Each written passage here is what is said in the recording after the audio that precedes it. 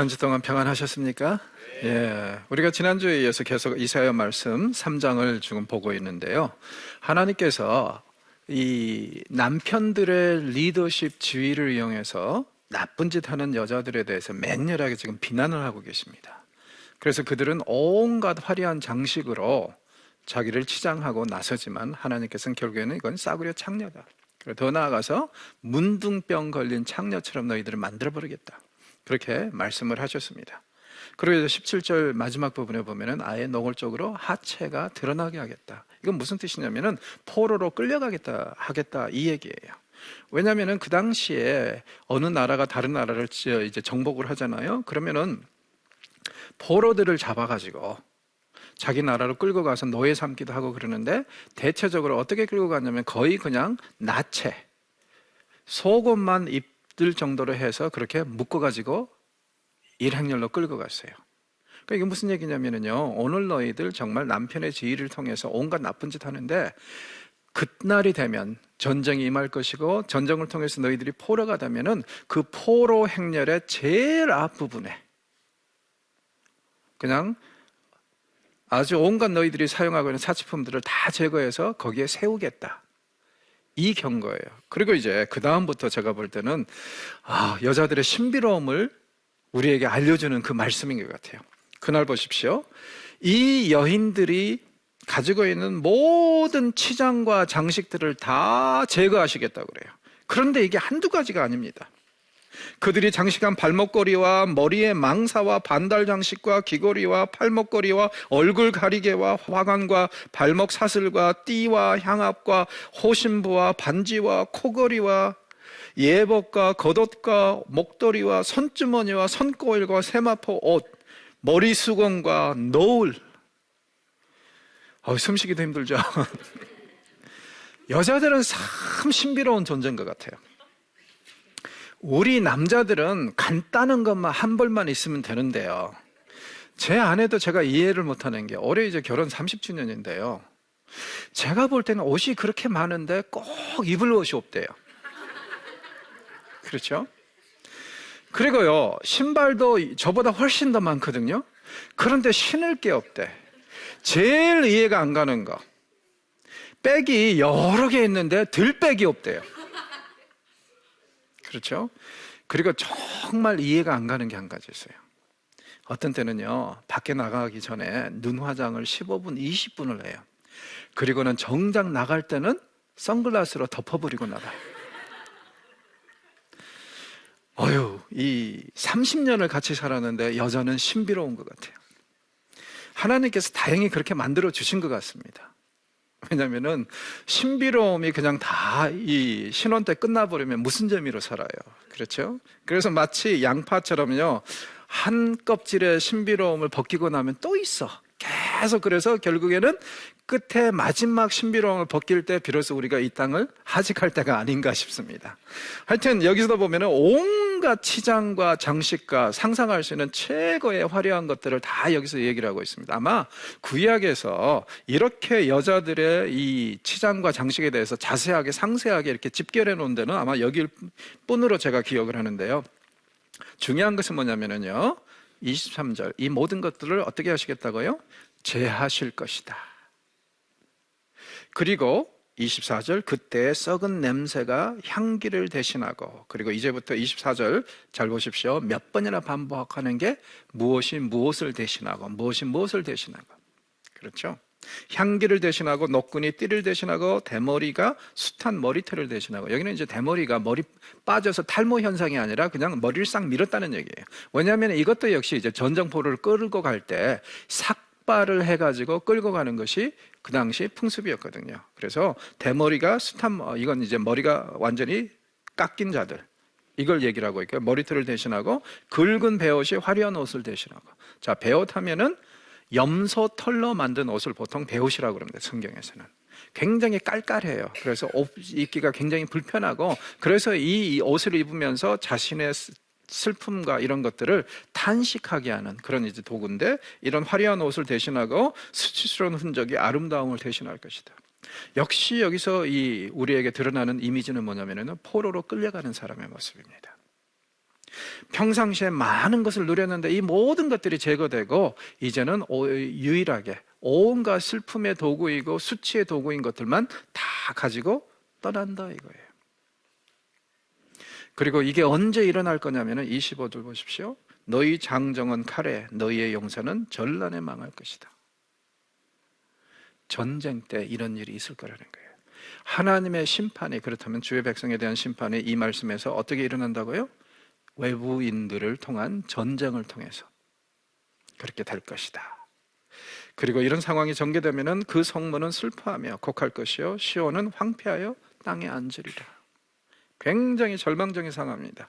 남자들은 다 죽어버렸어요. 그리고 여자들은 노예가 돼서 끌려갑니다.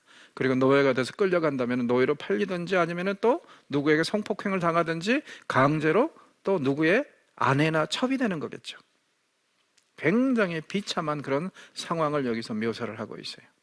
그러니까 이 말씀은 이 리더들에게 아주 강력한 경고입니다. 오늘 너희들 내 백성들 착취하고 누리는 것을 즐기는데 언젠가는 그거에 대해서 모든 대가를 치를 날이 올 것이다. 그걸 분명히 지금 경고를 하고 있습니다. 그리고 이스라엘의 경우에는 전쟁을 통해서 이 일이 일어날 것이다. 그래서 주전 722년에 북왕국은 아시리아의 손에, 남왕국은 586년에 바벨론의 손에 이런 일을 당하게 됩니다.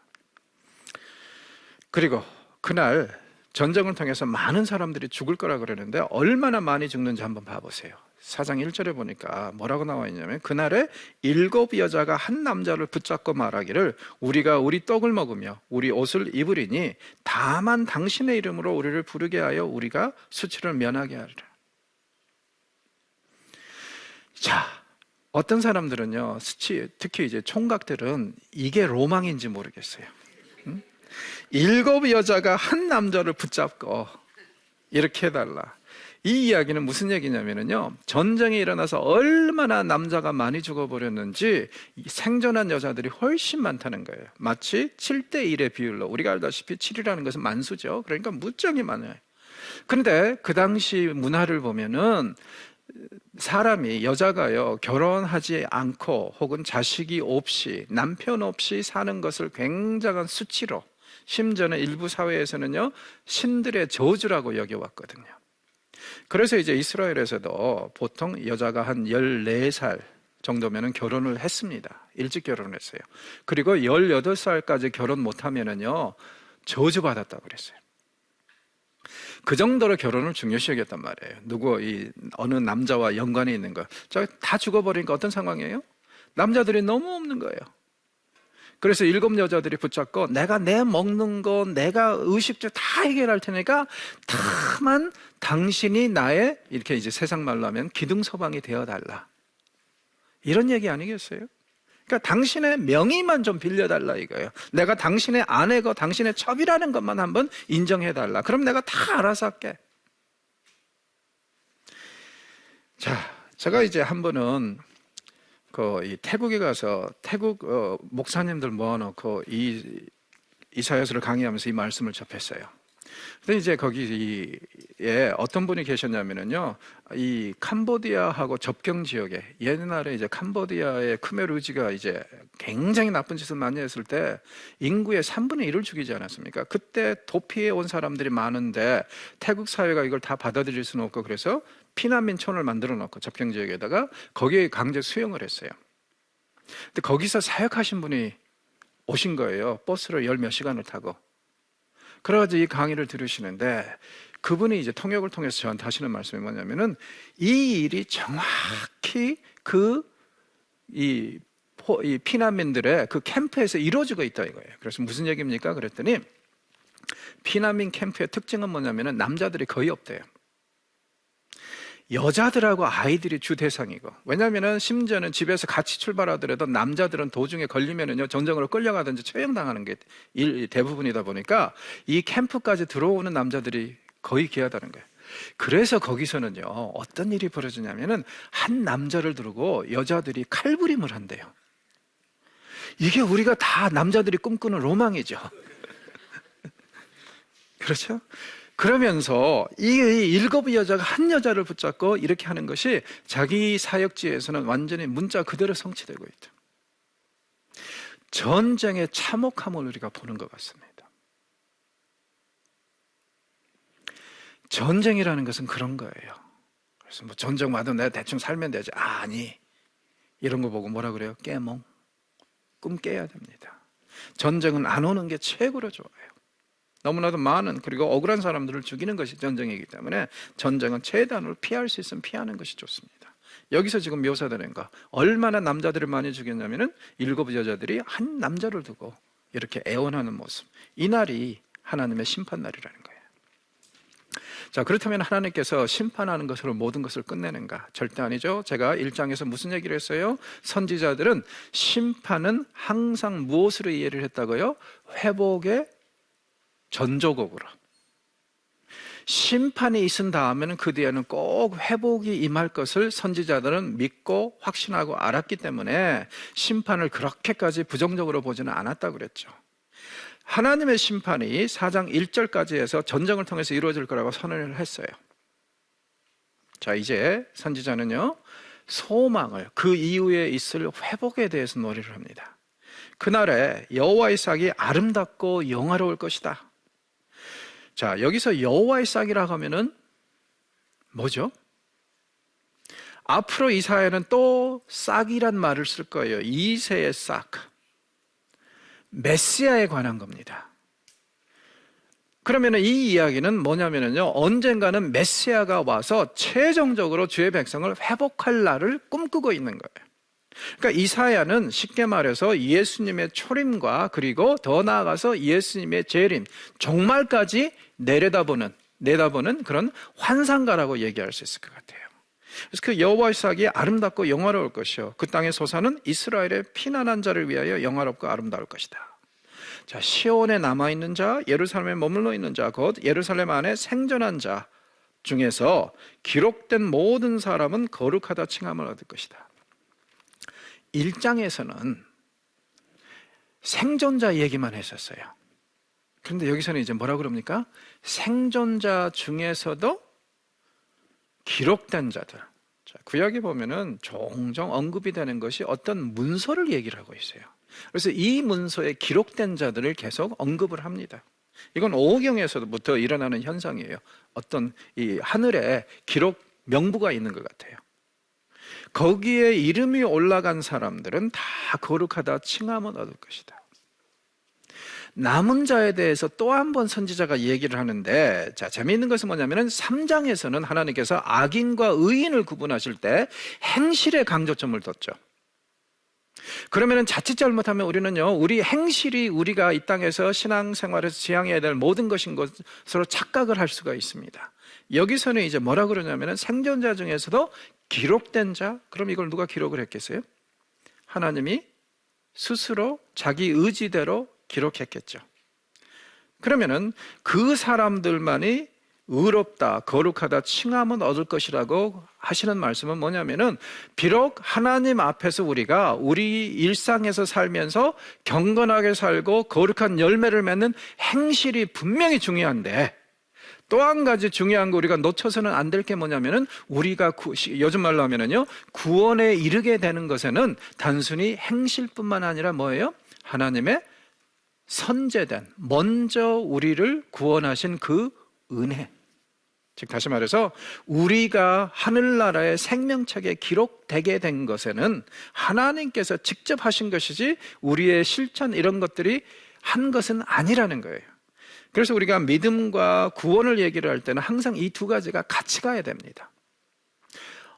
구원을 받게 될 남은 자, 어떤 사람이에요? 행실이 세상 사람들하고 다른 자들. 동시에 어떤 자예요? 하나님의 은혜를 입은 자들. 자, 그래서 이제 창세기 8장에다 보면은 노아에 대해서 얘기를 할 때요, 노아는 당대의 의인이었더라, 이런 말이 나오죠. 그런데 바로 그 앞절에 무슨 말씀이 나와요? 노아는 여호와의 은혜를 입었더라. 자, 그래서 이제 은혜와 행실, 이것은 항상 항상 같이 간다고 얘기하는 것이 성경의 가르침이라는 것을 기억을 하십시오. 이걸 이제 뒤집어서 얘기를 하면은, 그렇다면은요, 아무리 우리가 은혜를 강조하고 은혜를 체험했다 해도 행실이 없으면 뭔가 잘못됐다는 얘기고, 아무리 행실이 경건하고 거룩하다고 해도 하나님의 은혜의 인치심이 없으면 그것도 온전하지 않다는 것을 우리가 인정을 해야 될 것 같습니다. 믿음이라는 것은, 신앙이라는 것은 이 둘이 같이 가는 거예요. 그래서 우리가 이 격언의 중에 그런 게 있잖아요. 하늘은 스스로 돕는 자를 돕는다. 무슨 뜻이죠? 최선을 이 땅에서 다하는 자들을 하나님께서 축복하신다는 얘기겠죠.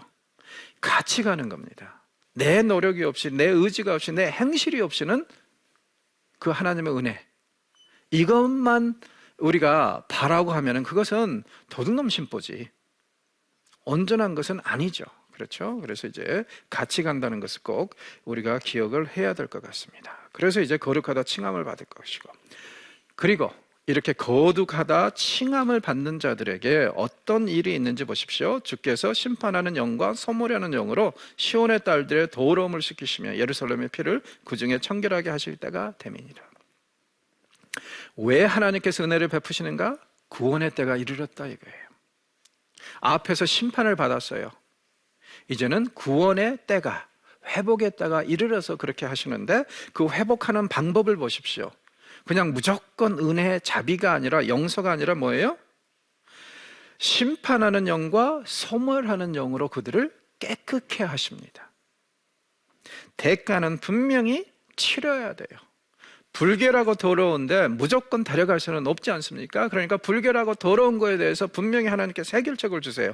그래서 심판하는 영, 소멸하는 영, 태워서 좋지 않은 것들, 나쁜 것들을 완전히 제거하는 그 영, 그 영을 주셔서 우리의 모든 죄와 결함을 해결하셔서 우리를 구원에 이르게 하신다는 거예요.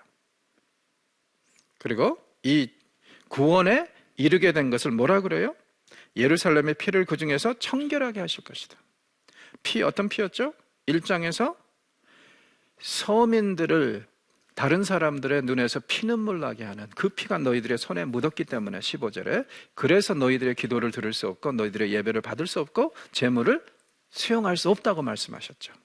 그 피 문제, 남을 착취하고 피눈물 나게 하는, 나쁜 짓 하는 그런 피 문제를 여기서 해결하기 위해서 하나님께서 심판하는 영, 소멸하는 영을 주신다는 거예요.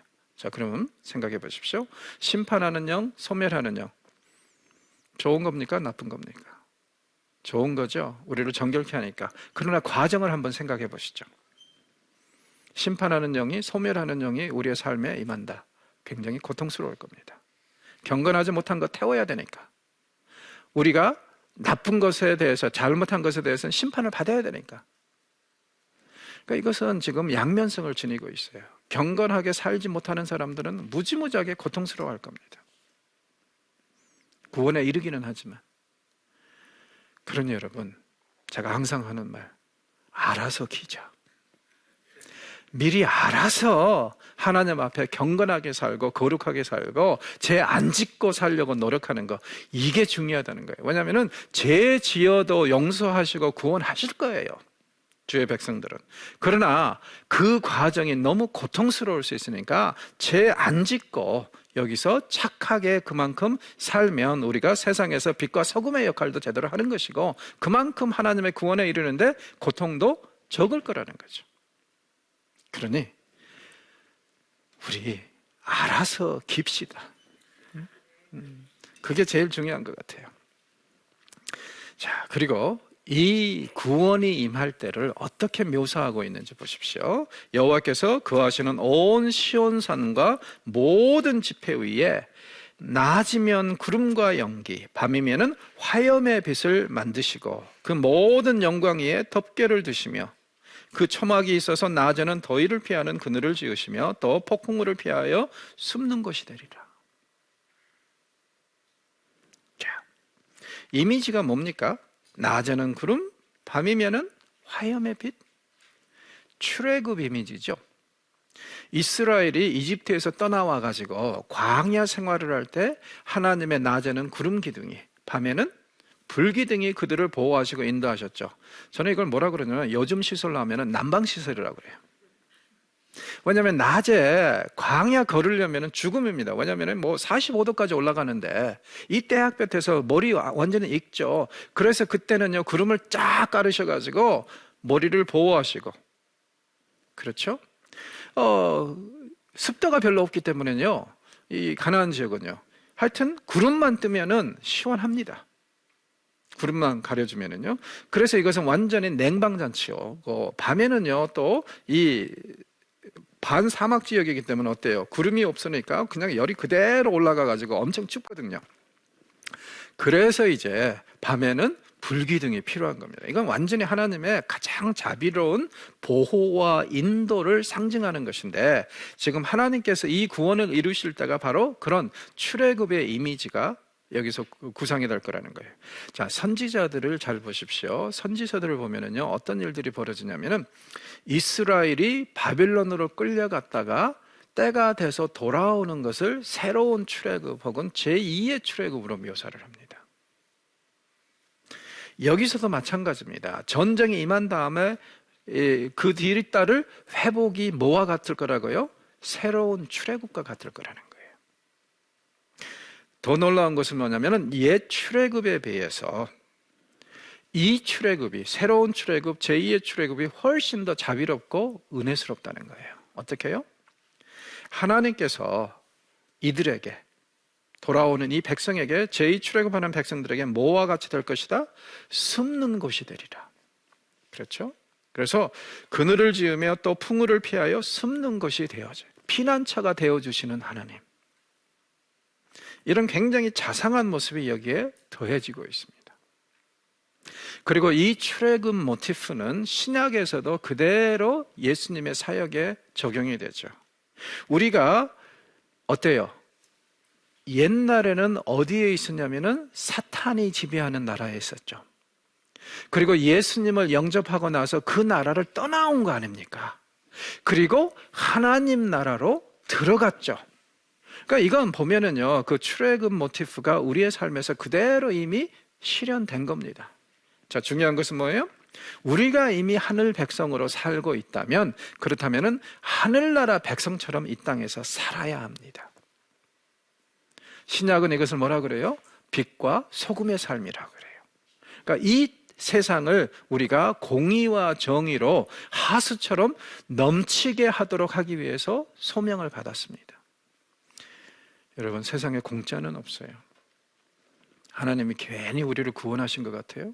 아닙니다. 무언가 써먹기 위해서, 우리에게 무언가를 요구하시기 위해서 우리를 구원하셨단 말이에요. 그리고 그 써먹는 게 뭐냐면은 이 땅에서 소금과 빛이 되어서 어두운 세상을 밝혀주고 절망하는 사람들에게, 좌절하는 사람들에게 소망을 주라, 이 얘기 아닙니까? 그러니까 교회가 그 역할을 해야 되기 위해서 굉장히 노력을 해야 되는데, 지금 아직 우리 한국교회는 그 역할을 지금 못하고 있는 것이 참 안타깝습니다. 자, 이어서 이제 선지자는요, 하나님의 탄식과 아픔, 이것을 이제 5장에서 얘기를 하는데, 자, 5장의 역할을 여러분 잘 이해를 하셔야지 6장이 제대로 이해가 됩니다. 6장이 어떤 문제를 안고 있냐면요, 선지서들을 보면은 대체적으로 선지자들이 자기가 받은 소명에 대해서 얘기를 할 때는 제일 먼저 앞에다 갖다 놓죠. 그래서 이제 예레미야서도 보면은 1장에 자기가 어떻게 해서 소명을 받았는가 얘기를 하고 있고, 에스겔도 또 그렇게 기록을 하고 있어요. 그리고 호세아도 어떻게 해서 자기가 소명을 받았는가를 제일 앞부분에 놨어요. 자, 그런데 이사야서 같은 경우에는요, 이야기가 한참 진행된 다음에 6장에 가서 이 사람이 받은 소명이 나와요. 심지어는요, 이 사람이 받은 소명의 해를 정확히 얘기를 하죠. 우시야 왕이 죽던 해. 이게 언제냐면 오늘날로 계산하면은요, 주전 739년이거든요. 뭐 일찍 보는 사람들은 742년까지 보는데 하여튼 뭐 2, 3년 사이에 있었던 일이에요. 그리고 이사야는 이때 소명을 받고 사역을 시작했던 것이 거의 확실합니다. 그러면은 왜 선지자는요, 1장에다가 소명장을 두지 않고 6장에다가 한참 진행된 다음에 여기에 갖다 놨을까요? 이유가 뭐냐면요, 선지자가 받는 소명이 굉장히 좀 특이합니다. 보통 우리가 생각할 때 선지자들은 어떤 사역을 소명으로 받냐면은 백성들을 회개시키고 하나님께로부터 떠나갔던 사람들을 돌아오게 하는 그런 소명을 받죠. 그런데 이사야 같은 경우에는 좀 그 소명이 아니에요. 하나님께서 이사야에게 뭐라 그러시죠? 가서 저들의 길을 막아버리고 눈이 못 보게 하고 마음으로 깨닫지 못하도록 하라 그래요. 왜? 혹시 저들이 보고 듣고 깨닫고 돌아와서 회개할까 봐 걱정이다. 자, 세상에 무슨 놈의 하나님이 죄인이 회개하고 돌아오는 것을 원하지 않으세요? 좀 이상한 거 아니에요?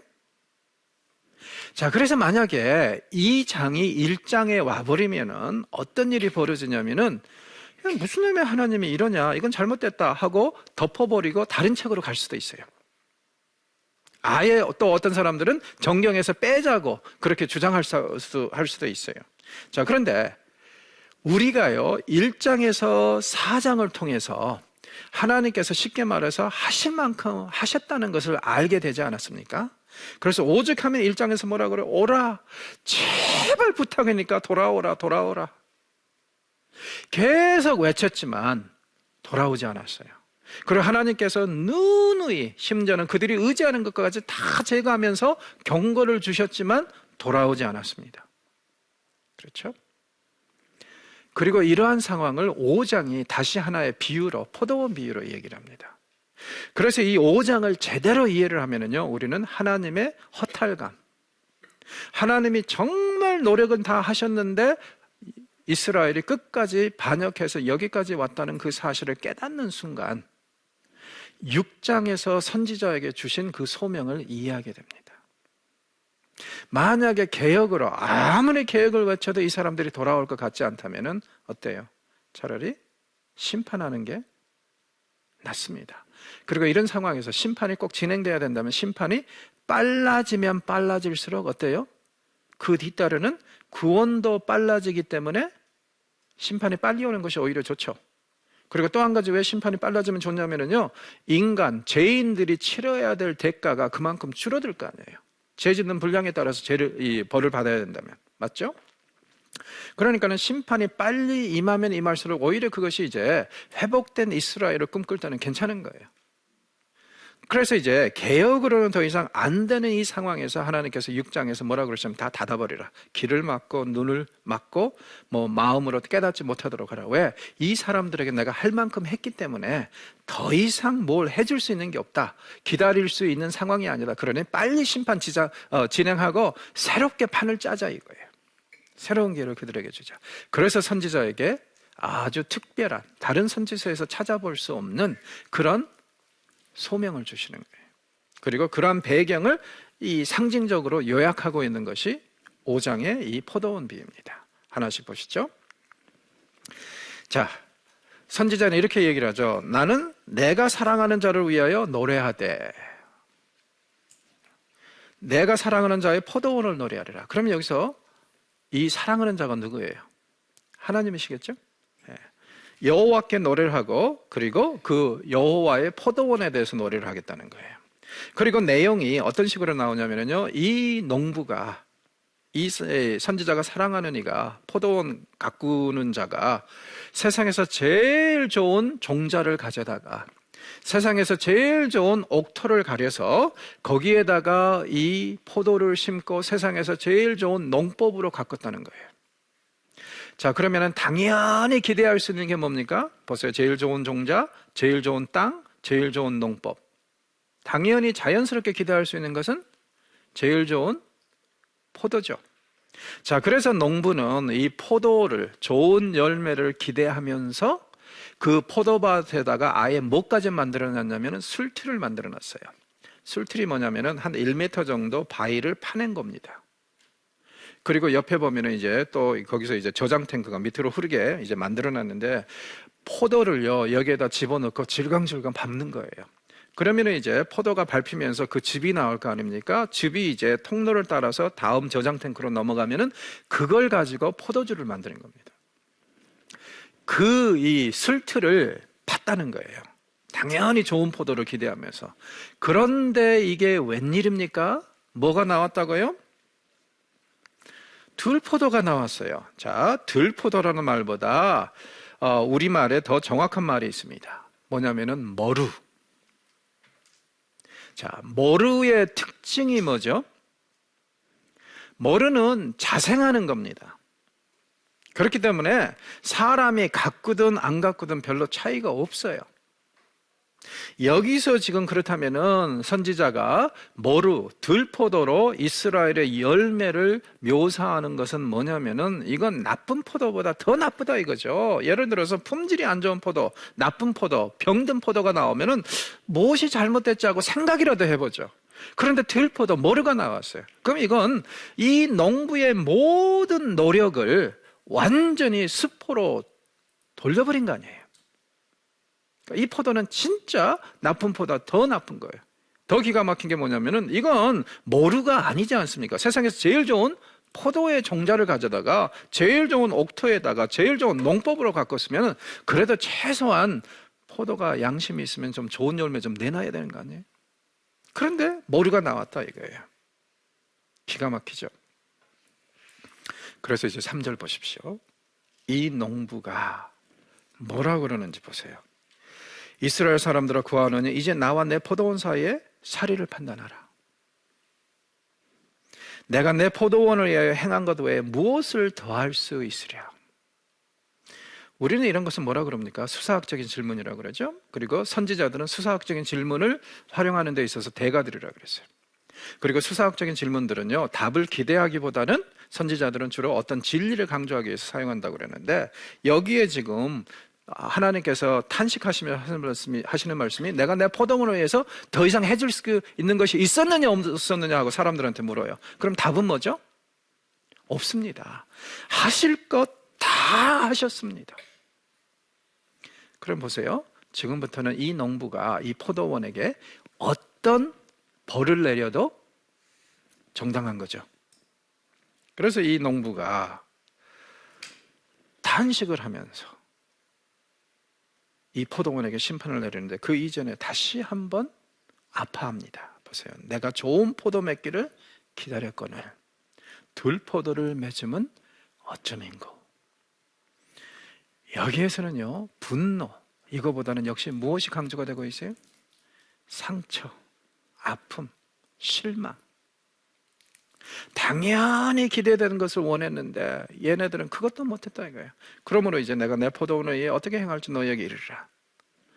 자, 이 농부가 보통 농부는 아닌 게 내가 그 울타리를 거침을 당하게 할 것이며 그 담을 헐어 짓밟게 할 것이요 내가 그것을 황폐하게 하리니 다시는 가지자름이나 복을 돋우지 못하여 찔레와 가시가 날 것이며 내가 또 보십시오. 구름에게 명하여 그 위에 비를 내리지 못하게 하리라. 보통 농부는 아니에요. 구름에게 명해서 비를 내리지 못한다?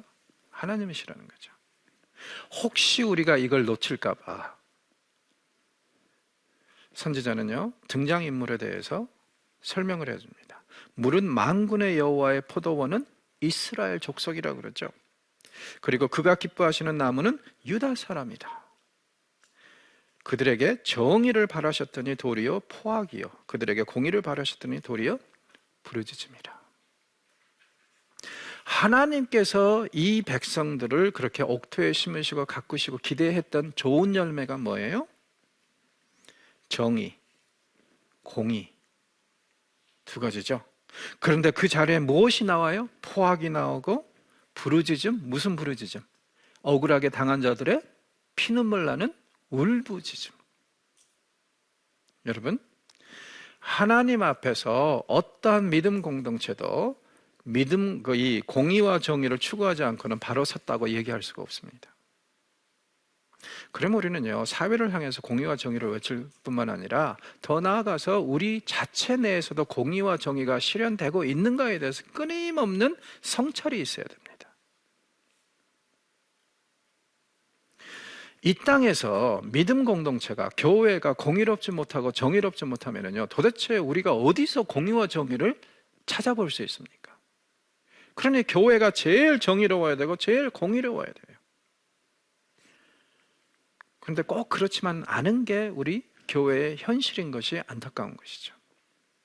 그렇죠? 자, 그리고 나서 이제 선지자는요, 이 이스라엘 백성들이 하나님의 기대를 저버리고 생산한 5가지의 들포도에 대해서 얘기를 합니다. 그리고 중간에 보면은 이제 한번 이 쳐들어올 그들을 죽일 3장에서 뭐라 그랬어요? 분명히 전쟁에 임할 거라 그랬죠. 그 전쟁을 하러 오는 적군에 대해서 얘기를 합니다.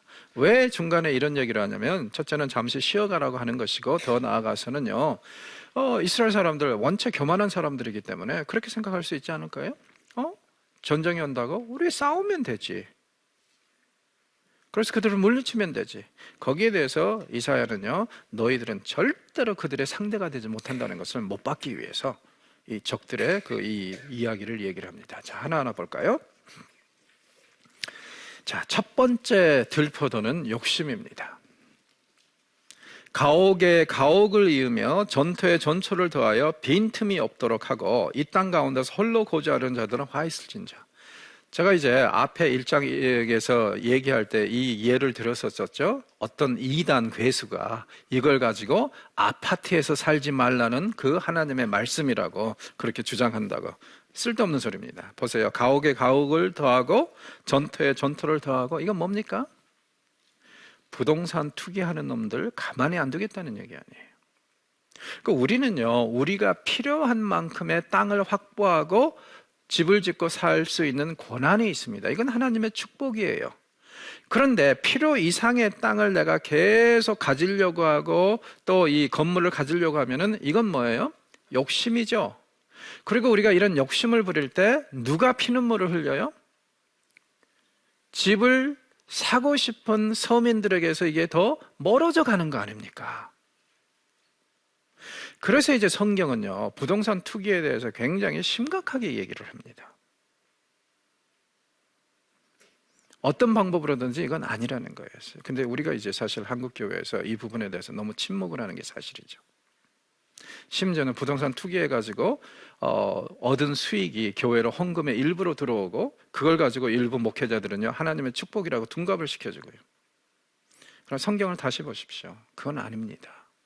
우리가 필요한 공간은 확보할 수 있는 권리가 있지만, 그러나 정말 남의 눈에서 피눈물 나게 하면서까지 내가 이런 것들을 욕심내고 착취하는 것은 결코 옳지 않습니다.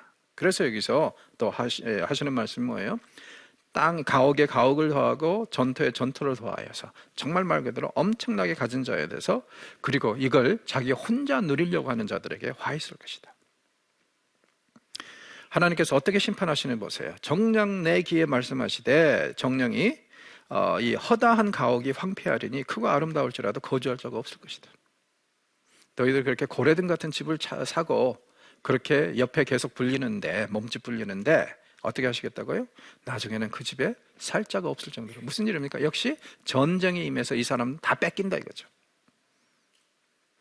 그리고 열흘가리 포도원에 겨우 포도주 한 바트. 자, 열흘가리 2마리 소가 쟁기를 끌어서 갈아야 되는 이 넓은 땅, 열흘 동안 갈아야 되는 그 넓은 땅을 지금 열흘가리 땅이라고 그러고 있어요.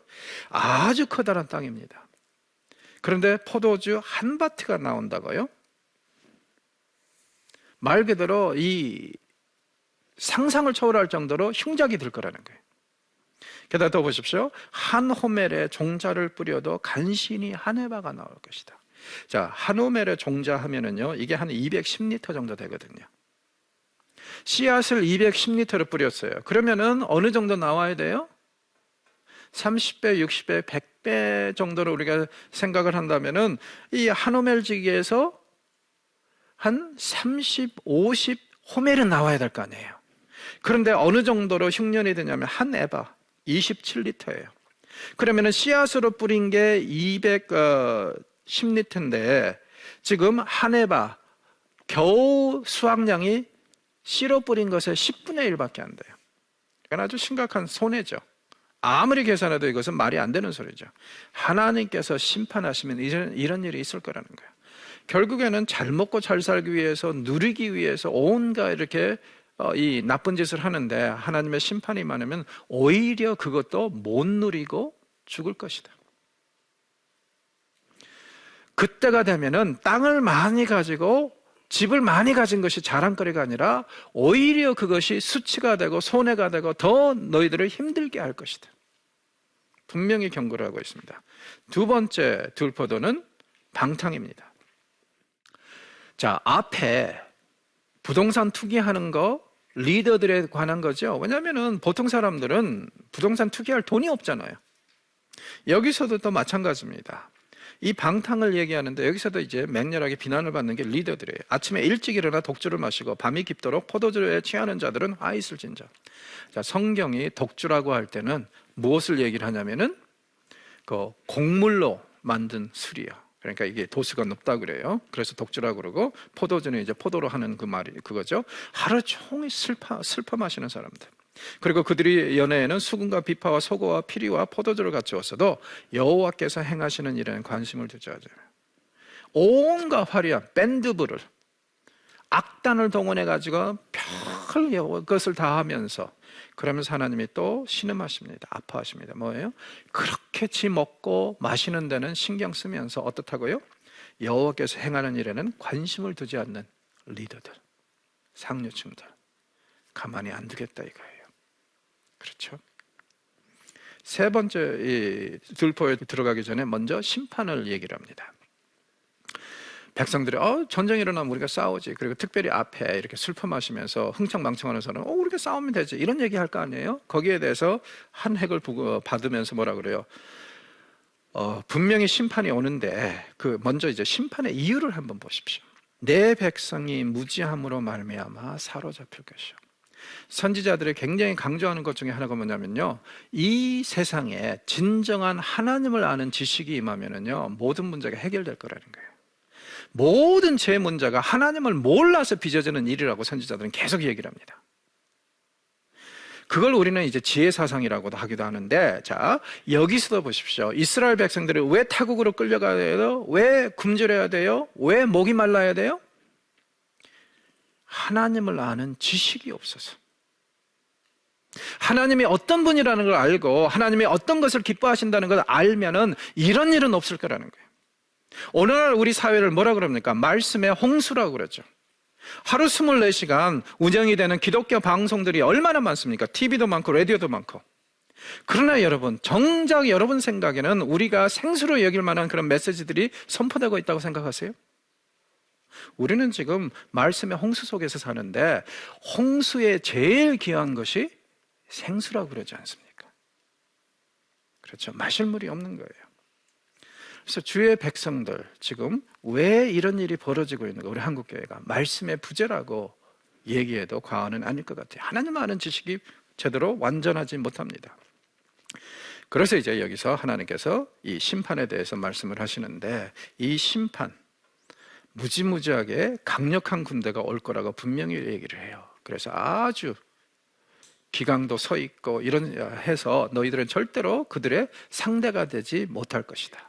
그리고 그 심판이 임하는 날 하나님의 말씀이 그대로 성취되었기 때문에 어때요? 오직 하나님은 정의로우시고, 왜?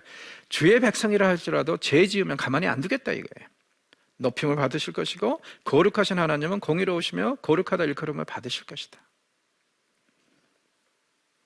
하나님의 심판은 어떤 역할을 한다고요? 하나님의 공의와 정의, 이걸 드러내는 역할을 한다.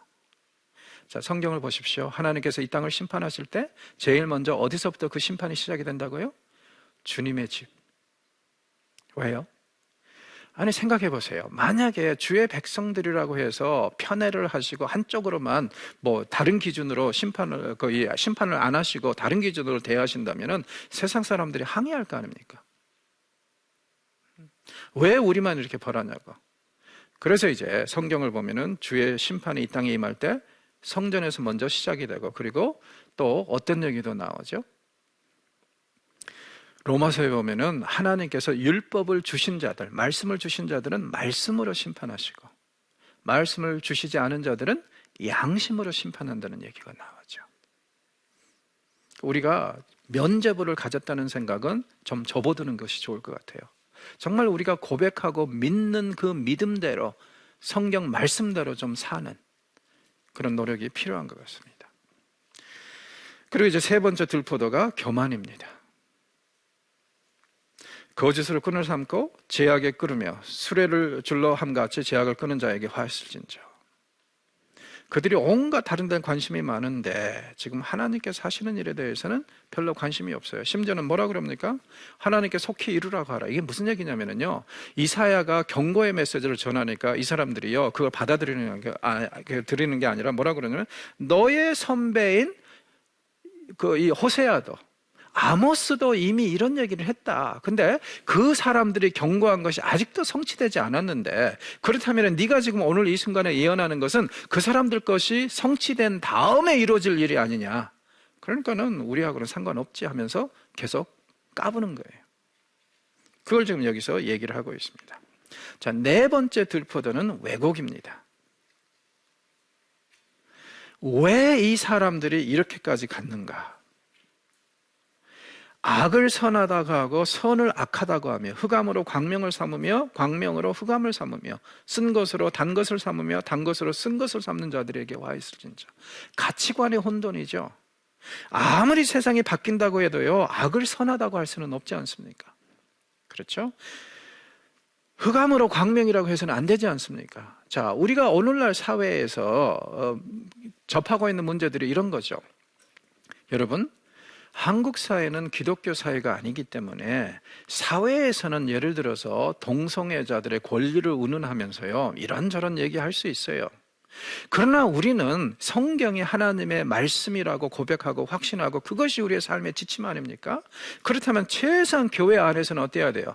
동성애자들이 회개하고 근신하면은 도와줘야 되고 그들을 환영해줘야 되고 그들이 바뀔 수 있도록 우리가 협력해줘야 되지만, 만약에 그들이 자신들이 동성애자라는 것을 자부심을 느끼고 자랑스럽게 여기고 뻔뻔하게 행동을 하면은요 교회에 못 들어오도록 해야 돼요. 왜? 우리는 하나님께서 주신 기준이 있지 않습니까? 지금 미국 교회, 캐나다 교회, 유럽 교회 이슈가 뭡니까? 동성애자들을 교회에 들여놓을 뿐만 아니라 뭐까지 해요? 목사 안수까지 주려고 하고 그래요. 그러면 이것은 제가 볼 때는 지나쳤다 이거죠. 완전히 그 사람들이 크리스천인가에 대해서는 다시 한번 생각을 해보십시오. 왜 이렇게 악을 선하다고 하고 선을 악하다고 해요? 21절 보십시오. 스스로 지혜롭다고 하고 명철하다고 하는 자들. 사사기의 문제가 뭐였습니까? 스스로 지혜롭다고 생각한 자들 아니에요? 하나님의 기준대로 살지 않고 각자 자기 소견에 옳은 대로 행하던 시대. 여러분, 이게 지금 오늘날의 문제입니다. 어떠한 절대적인 기준, 하나님의 말씀의 기준으로 삼았으면 좋겠는데 모든 사회가 그렇게 하지 않고 인간이 그 지혜의 출처가 되다 보니까 각자 자기 속에는 옳은 대로 얘기하는 것이 대법원의 판결이고 그런 거 아니에요. 그래서 우리는 지금 이런 어떻게 보면은요 돌이킬 수 없는 데까지 지금 가고 있는 거 아닌가. 결국에는 이게 다 왜곡의 문제죠. 그렇죠?